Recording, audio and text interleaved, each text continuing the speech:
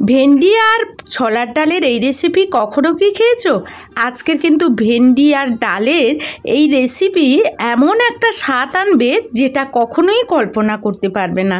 তো চলো এখন ভেন্ডি আর ডালের রেসিপিটা শুরু করি। আজকের আবারও তোমাদের সামনে নতুন একটা ভিডিও নিয়ে হাজির হয়ে গেছি।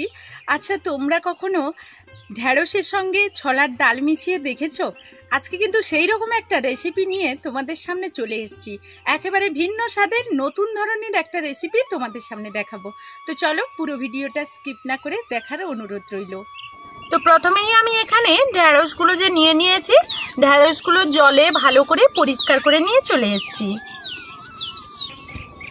আর এই রেসিপির জন্য ঢ্যাঁড়সগুলো কিন্তু কচি দেখেই নিতে হবে। এইভাবে আমি ছোট ছোট টুকরো করে কেটে নেব।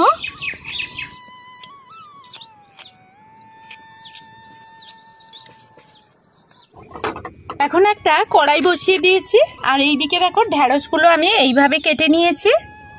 এখন আমি কড়াইতে দিয়ে দিচ্ছি তেল, দিয়ে দিচ্ছি ঢ্যাঁড়স,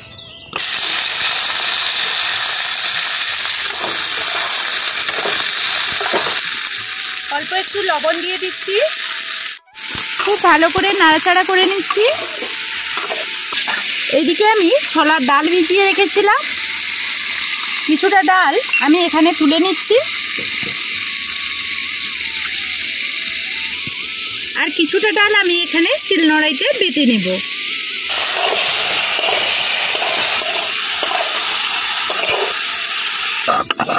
ডালটাকে আমি শিলনোড়াইতে বেটে নিচ্ছি, তোমরা চাইলে কিন্তু মিক্সিতেও বেটে নিতে পারো।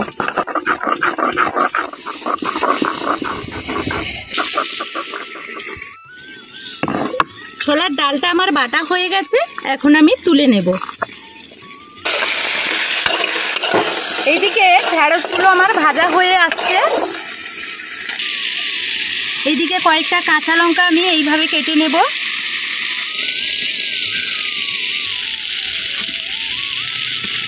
পেঁয়াজ কয়েকটা আমি এইরকম সরু সরু করে কুচিয়ে নেব, সরু সরু নয়, মাঝখান দিয়ে এইভাবে কেটেও দেব।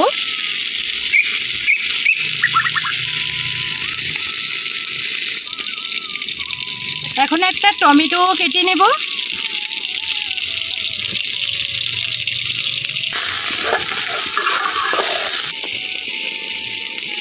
এখন আমার ভেন্ডিটা হয়ে গেছে, আমি এটাকে নামিয়ে নেব।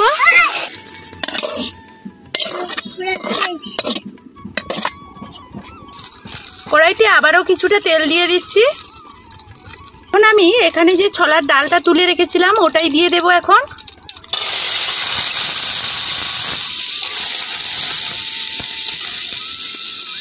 অল্প একটু পরিমাণ আমি লবণ দিয়ে দেব, খুব ভালো করে এখানে ভেজে নেব। তো এখন আমার ছোলার ডালগুলো ভাজা হয়ে গেছে, এগুলো আমি নামিয়ে নেব। ওই কড়াইতে আবারও একটু তেল দিয়ে দিচ্ছি, দিয়ে দিচ্ছি 1 চামচ মতো জিরে, কয়েকটা কাঁচা লঙ্কা,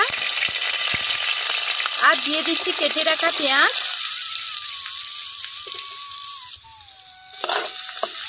খুব ভালো করে তেলের মধ্যে ভেজে নেব। এখন আমার পেঁয়াজটা খুব ভালোভাবে ভাজা হয়ে গেছে, আমি এর মধ্যে এখন কেটে রাখা টমেটো দিয়ে দেব, একটু রসুনের গুঁড়ো, একটু লবণ,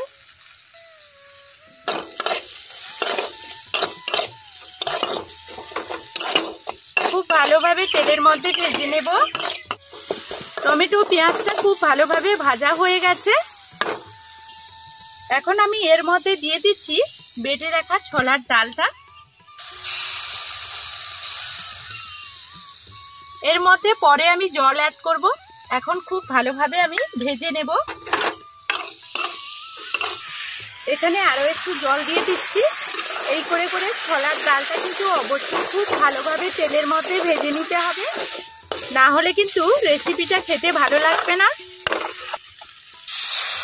আবারও এখানে জল দিয়ে দিচ্ছি হলুদের গুঁড়ো, এখন দিয়ে দিচ্ছি লঙ্কার গুঁড়ো, জিরের গুঁড়ো, দিয়ে দিচ্ছি ধনে গুঁড়ো। এই সমস্ত উপকরণ খুব ভালোভাবে এখানে ভেজে নেব। আবারও জল দিয়ে দিচ্ছি। ছোলার ডালটা আমি খুব ভালোভাবে এখানে ভেজে নিয়েছি। এখন এখানে আমি দিয়ে দিচ্ছি ভেজে রাখা যে ছোলার ডালগুলো, সেগুলো দিয়ে দিচ্ছি। আবারও 1 মিনিট মতো আমি সবগুলো উপকরণ কড়াইয়ের মধ্যে ভেজে নিয়েছি। এখন আমি ভেজে রাখা ভেন্ডিগুলো এখানে দিয়ে দেব। আর বন্ধুরা, এই রেসিপিটা কিন্তু সম্পূর্ণ ইউনিক একটা রেসিপি, একবার হলেও বাড়িতে ট্রাই করবে। এবার কিন্তু একেবারে জোর জোর করে নাড়া চলবে না, হালকা হাতেই এখানে নাড়াচাড়া করে দিতে হবে যাতে ঢ্যাঁড়সগুলো গোটা থাকে। এখন এর মধ্যে দিয়ে দিচ্ছি আমি জল। অল্প পরিমাণ জল দিতে হবে, কারণ এই রেসিপিটা একেবারে শুকনো হবে। এখন খুব ভালোভাবে ঢ্যাঁড়স আর সবগুলো উপকরণ মিশিয়ে নিয়েছি। এখন 1 মিনিট মতো আমি ঢাকনা দিয়ে দেব। ঢাকনা দিয়ে মিডিয়াম আঁচে ফুটিয়ে নেব। একটু মাঝখানে ঢাকনাটা খুলে এখানে চিনি দিয়ে দিচ্ছি।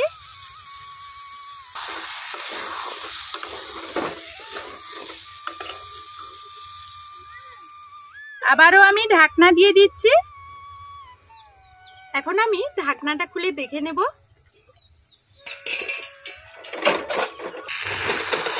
আর রেসিপিটা পুরো রেডি হয়ে গেছে।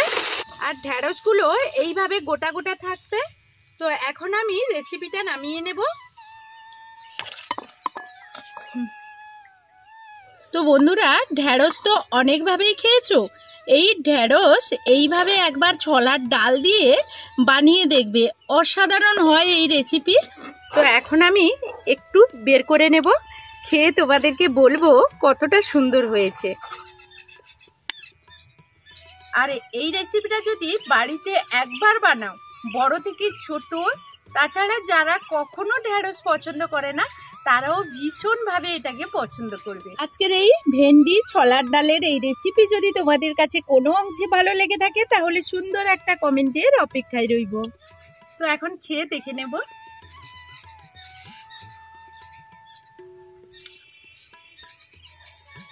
তো খুব সুন্দর হয়েছে, যেটা তোমাদের বলে বোঝাতে পারবো না। তো বন্ধুরা, অনুরোধ থাকলো একবার হলেও বাড়িতে ট্রাই করবে। আর এর মধ্যে যে ছোলার ডালটা দিয়েছি না, কি বলবো বন্ধুরা, মুখে যখন গোটা ডালটা পড়ছে অসম্ভব লাগছে। তো আজকের মতো এই ভিডিওটা এই পর্যন্ত। ফিরে আসবো নতুন কোনো ভিডিও নিয়ে। ততক্ষণ সবাই সবার পরিবারকে নিয়ে ভালো থাকো, সুস্থ থাকো।